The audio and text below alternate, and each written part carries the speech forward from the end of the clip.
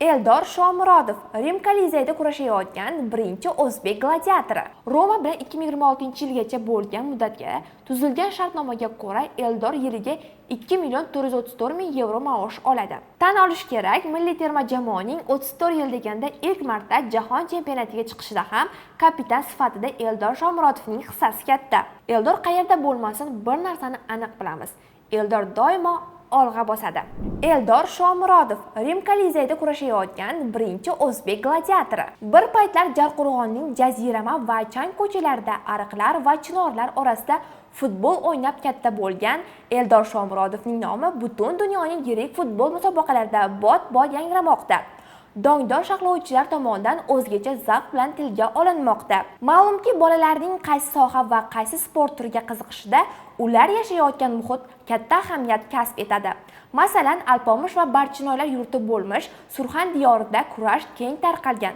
Bu yerdagi har ikki bolaning hech bo'lmasa birovi to'ylarda kurash tushadi desak mubolag'a bo'lmaydi.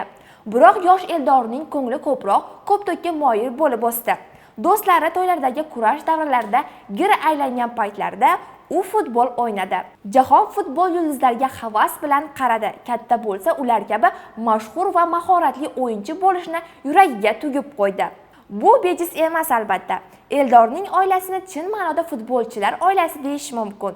Eldorning otasi Azamat aka O'zbekiston futbol chempionatining quyi ligalarida to'p surgan.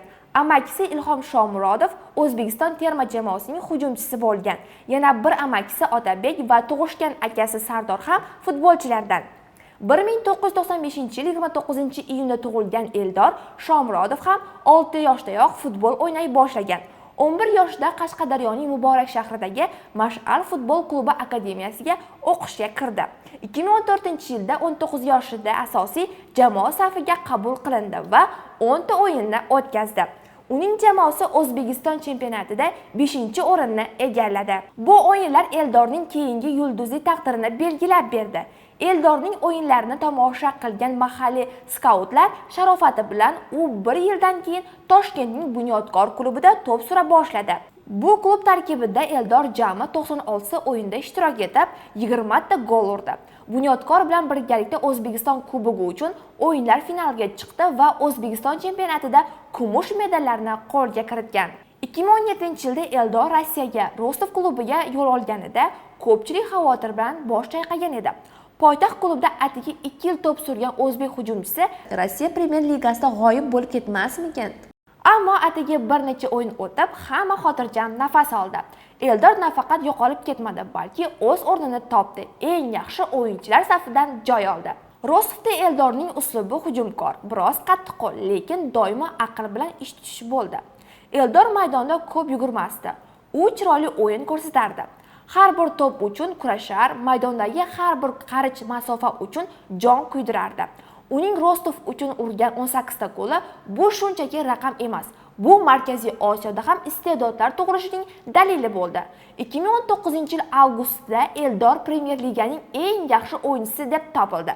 Eldor klubni tark etayotganida jamoadoshlari va murabbiylari uni qayg'u bilan kuzatishdi. Hatto ijtimoiy tarmoqlarda Eldorga bag'ishlab alohida video tayyorlab, unga jamoasi va muxlislari nomidan go'zal va samarali o'yinlari uchun tashakkur bildirishdi. Shu yili Italiyaning Genuya shahri Eldorni dengiz shamoli va katta umidlar bilan kutib oldi. Genoa futbol klubi Eldor uchun deyarli 8 million yevro to'ladi. Italiyada futbol operadek ehtirosli va talabchan o'yin hisoblanadi. Eldor esa shu futbol operasida bosh qahramonga aylandi. Gollar urdi, paslar uzatdi, bor kuchi va mahoratini ishga solib, o'yinlari bilan italiyalik muxlislari qalbidan joy oldi. Ammo Eldorning haqiqiy yulduzli onlari hali oldinda edi. O'sha mashhur murabbiy Jose Mourinho uni Roma klubiga taklif qildi. Transfer qiymati 17,5 million yevrogacha baholandi.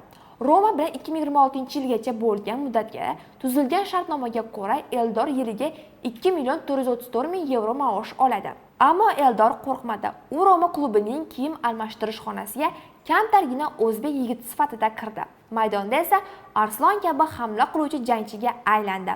Konferensiyalar ligasida urgan goli, g'alabali mavsumdagi ishtiroki, Italiya jurnalistlariga italyancha bergan intervyulari Bu kabi barcha detallar Eldorning bu qadim sivilizatsiya beshigidagi ham o'z o'rnini topa olganidan darak berib turdi. Albatta, har bir futbolchida bo'lgandek Eldorning faoliyatida ham ko'tarilishlar va tushishlar davri kuzatildi. Romadagi Eldorning baxt yulduzi porlagan mavsumdan so'ng uning hayotida ijaralar davri boshlandi.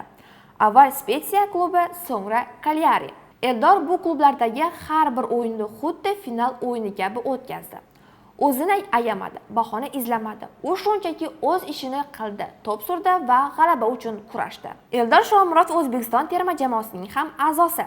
O'yinlarda To'p Shomurodov ro'pasi kelib qolsa, stadionda o'tirganlar hayqirib yuborishadi. Chunki muxlislar yaxshi bilishadi. Eldor unga duch keladigan imkoniyatlarni deyarli boy bermaydi. Yoki chiroyli o'tkazadi, yoki gol bilan mantiqiy yakunga yetkazib qo'yadi. Eldor terma jamoaning tarixidagi eng ko'p to'p urar nomiga ham sazovor bo'lgan. U jamoada faoliyat davomida 70 dan ortiq o'yinda 36 ta golga mualliflik qilgan. Eldor Shomurodov terma jamoa umidi, uning kapitani, butun o'zbek futbolchi yoshlarining yuzi hisoblanadi. Tan olish kerak, milliy terma jamoaning 34 yil deganda ilk marta jahon chempionatiga chiqishida ham kapitan sifatida Eldor Shomurodovning hissasi katta. U boshqalarga ilhom beradi, namuna bo'ladi. Shu bois Eldorni qimmatli o'yinchi desak bo'ladi.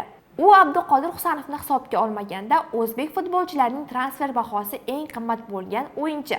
Uning milliy sport va vatan oldidagi xizmatlari inobatga olinib, yaqinda O'zbekiston iftixori unvoni bilan taqdirlandi. Biroq Eldor har qancha yorqin yulduz bo'lmasin, hamma kabi oddiy inson, faxrlansa arziydigan o'g'il va ota, oila boshlig'i. Rafiqasi Omina bilan 2019-yilda turmush qurishgan. 1 yildan so'ng to'ng'ich o'g'li Mustafa tug'ilgandan keyin oilasi bilan Italiyada birga yashay boshladi. 2022-yilning 15-iyunda esa oiladagi ikkinchi farzand Mubina tug'ildi. Eldor maydon tashqarisida kamtar, hatto biroz tortinchoq yigit. Boshqa mashhur futbolchilar kabi yulduzlik kasalligiga chalinmagan. U kimligini gaplar yoki ko'rinish bilan emas, amalda o'zi sevgan futbol maydonlarida namoyon etishni afzal ko'radi. Eldor hozir 29 yoshda. Futbolda bu ayni yetuklik va cho'qqi yoshi. Eldor shuhrat, tanqid, mamnunlik va tushkunlik to'siqlarini yengib o'tdi. Eng muhimi, o'zini yo'qotib qo'ymadi. Kimligini va qaysi xalqni namoyon etishini hech qachon unutmadi. Eldor Shomurodov haqida to'xtatmasdan gapirish mumkin. Chunki uning futbol tarixi hamon yozilmoqda. Eldorni yana qanday o'yin va natijalar, qanday davlat va klublar kutyapti? Bunisini taqdir ko'rsatadi. Lekin 2026-yilda Amerika qit'asida o'tadigan jahon chempionatida Eldorni ham ko'rishni, uning gollari ortidan final sari oldinlashni orzu qilayotganlar ko'p. Eldor qayerda bo'lmasin, bir narsani aniq bilamiz. Eldor doimo olg'a bosadi. Hammamizga, sizga ham doim g'alaba va omad yor bo'lsin. 3-taymning keyingi sonlarida ko'rishguncha, xayr.